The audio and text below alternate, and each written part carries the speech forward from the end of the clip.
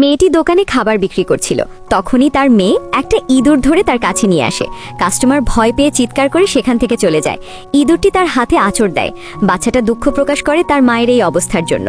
সে মেয়েকে বলে আর যেন এভাবে কোনো কিছু ধরে নিয়ে না আসে। তখন একটা কালো গাড়ি এসে থামে। সেখান থেকে বেরিয়ে আসে ফেমাস একজন সেলিব্রিটি। তার ফ্যানরা পাগল হয়ে যায় তার ছবি নেয়ার জন্য। এর মধ্যেই ওই সেলিব্রিটির গার্ডরা এসে মেয়েটাকে এখান থেকে দোকান সরিয়ে ফেলতে বলে। এতে নাকি তার নিরাপত্তায় বাধাগ্রস্ত হতে পারে। এক পর্যায়ে তারা সেটি জোর করে উঠিয়ে ফেলে। তার সেক্রেটারি যখন বলে, স্যার আমরা আপনার সর্বোচ্চ নিরাপত্তা দিয়েছি, এমনকি একটা অস্থায়ী ফুড কার্টকেও সেখান থেকে সরিয়ে নিয়েছি, তখনই সে রেগে যায় কেন এটা করা হলো।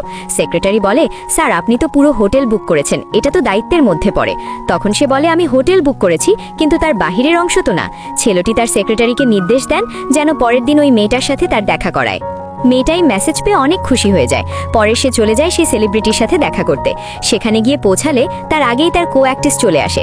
সে মেয়েটিকে তার গার্লফ্রেন্ড ভেবে তার উপর জাদু করে, কিন্তু তখনই ছেলেটা চলে আসে সেই জাদু নষ্ট করে ফেলে। এই রকম মজার ও ফানি ড্রামা দেখতে চাইলে সাবস্ক্রাইব করো চ্যানেলটিকে। কমেন্টে জানাও পার্ট 2 লাগবে কিনা।